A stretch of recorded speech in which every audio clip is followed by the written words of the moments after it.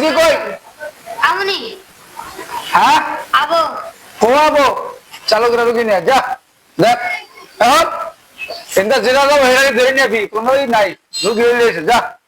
শালা তুই মনে বললা আনে উঠিত নি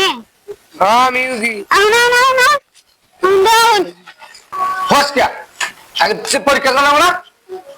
বলো আর কি সমস্যা পেনের ব্যথা ভাই পায়খানা কি পায়খানা ঠিক আছে কি পায়খানা তো বাবা পিঠ দিয়া বাকি করা টাইস করা ঘরের লোকে অ্যাডজাস্ট করা কেন পায়খানা রাস্তায় যাম নাকি ওস্তাদ ওই রাস্তায় কি গাড়ি গুড়ি চলে নাকি? তুই কি কয় রে হ্যাঁ আমিও তো কোন দিনই আসছে গাড়ি চলতে দিই নাই আমি কি ওটা কইছি নাকি আমি বলছি পায়খানা ক্লিয়ার নাকি তাতে আপনি উল্টা উল্টা কথা তো বলতেছেন হ্যাঁ আপনি চিকিৎসাই নিমুন আমি কি নিয়ে এসেছে উল্টা উল্টা কথা বলে হ্যাঁ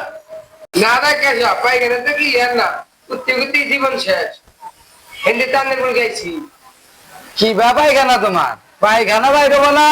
মাথা ভাড়া আলা দিলে বাইরে বলবো তুমি আবার পরীক্ষা করতেছি তোমার আও বলো আবার পায়খানা বাইরে বলা না দে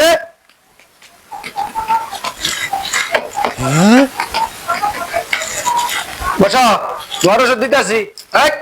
ওষুধ নিয়ে ওখান থেকে যা ওষুধ দে এই যেটা খাওয়া লাগবো প্রতিদিন নিয়ম কাম নাকি ডাক্তার সাহেব এটা তুমি এই ওষুধ খাবা টয়লেটে যাওয়ার আগে একটা টয়লেট থেকে বাইরনের পরে একটা ঠিক আছে আবার আর একটা খাবা কোন জানো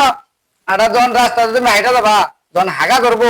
হাগা বাদ দিয়ে এই যে একটা ওষুধ খাবা ক্লিয়ার হয়ে যাবো গা ঠিক আছে নিয়ে যাও ওষুধের টাকা দাও টেয়া দিই না 120 টাকা একটা কম নাই বুঝলেন 1 টাকার ওষুধ দেখছ 1 টাকার ওষুধ 1 মাস খাওয়াবা ওষুধ দেখছ দাঁড়া দাও হ্যাঁ শোনো আবার কয়েকটা রুগী দিও আমারে খালি ওষুধই দেয় না আমি কবিরাজ চিকিৎসাও দেয় কবিরাজ চিকিৎসা করি চিমনি রুগী দিন ঠিক আছে যাও নিয়ে আসো পরিষ্কার কর